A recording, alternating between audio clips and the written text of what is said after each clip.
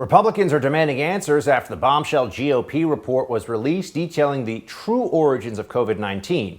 Taken from the New York Post, the report shows a preponderance of the evidence proves that all roads lead to the Wuhan Institute of Virology, the bat research lab already eyed as a source for the pandemic. It is our belief the virus leaked sometime in late August or early September 2019.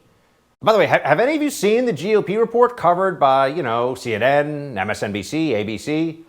Of course you haven't. Well, here to comment and tell us what's actually going on, investigative reporter for the National Pulse, Natalie Winters. Natalie, so good to see you. Thank you for having me.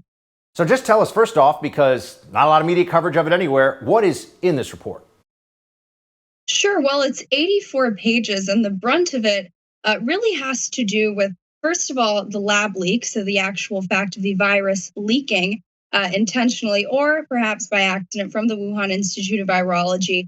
A really important component of that, which the report really dives into, is what they refer to as genetic modification. At the National Pulse, we like to call it the weaponization of certain viruses. And what we're talking about is, of course, gain of function research, which people may be familiar with, and that Senator Rand Paul has pressed Anthony Fauci many times on this really risky type of manipulation and making viruses more lethal, more virulent, and really more deadly to humans. And the last, and I think really the most important part of the report has to do with, as you say, the greatest cover-up in human history. And it calls out some names, whether it's people like Peter Daszak or a host of other scientists who've been working in establishment scientific circles, such as the Lancet Journal, who really have run cover for the Chinese Communist Party since day one of the outbreak, even before the virus was released, saying that, oh, there's no chance, there's not a single ounce of possibility that this virus could have any sort of origin other than being natural. So really, it's propaganda, it's talking points that are coming straight from Beijing.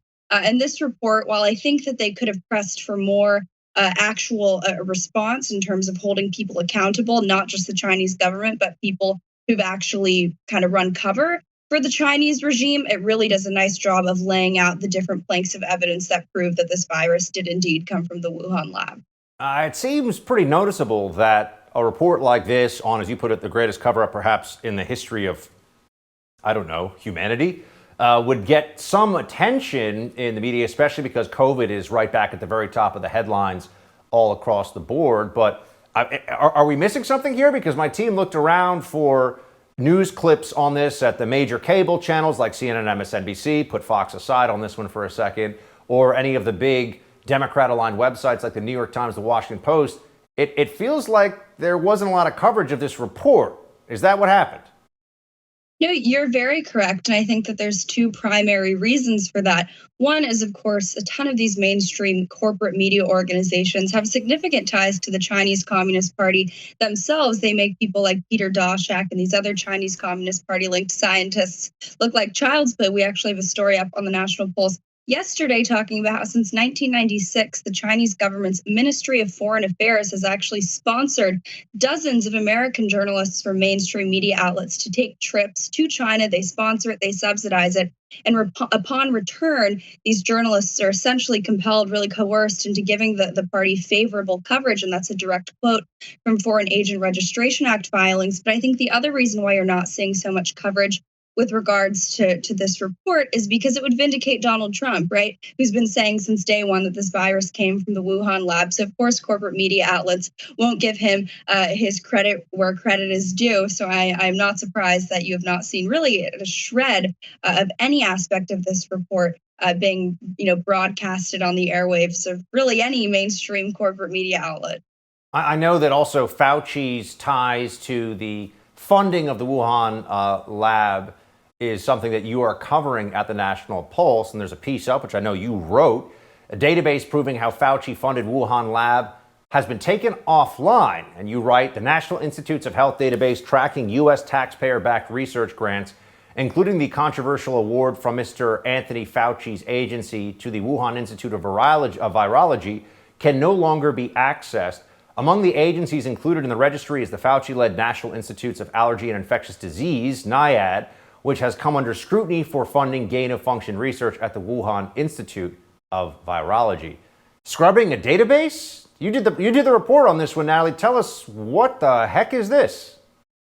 I know it's not just that scientists like Fauci were funding Chinese Communist Party run labs. They're quite now literally emulating them in the sense that they're taking down databases, erasing evidence, really deleting these studies. Particularly, what's really interesting is one grant, which was a $3.7 million grant titled Understanding the Risk of Bat Coronavirus Emergence.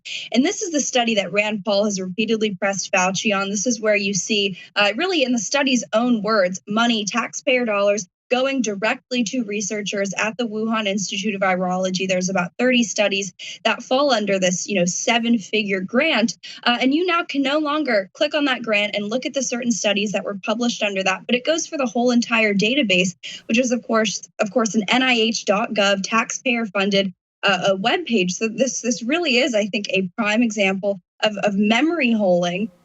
Evidence, cold, hard facts. And keep in mind, there was just a scientist who's been funded by Anthony Fauci since the early 1990s who just put out a paper in a peer-reviewed journal saying that he wants to make it a federal hate crime to criticize scientists like Fauci, to criticize cover-up artists who masquerade as scientists like Peter Daszak. So what you're seeing really is the emergence of this kind of scientism.